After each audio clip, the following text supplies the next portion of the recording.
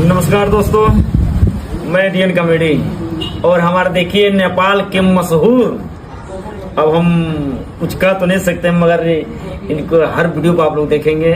इन viral कलाकार हैं जो नेपाल से चलकर हमारे इंडिया में आए हैं और मैं इनसे मिलने के लिए आया हूँ।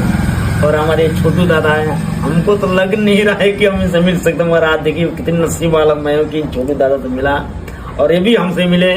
और अब मैं चाहूंगा कुछ छोटू दादा अपने बारे में कुछ बताएं दर्शकों को। नमस्कार। पहले तो सभी लोगों को, मैं नेपाल से चल कर आया हूँ। भैया ने बोला कि भैया मेरा काम कर दीजिए मेरे चैनल पर, मेरे भी चैनल को थोड़ा आगे बढ़ाइए, तो मैं नेपाल से चल कर आया हूँ।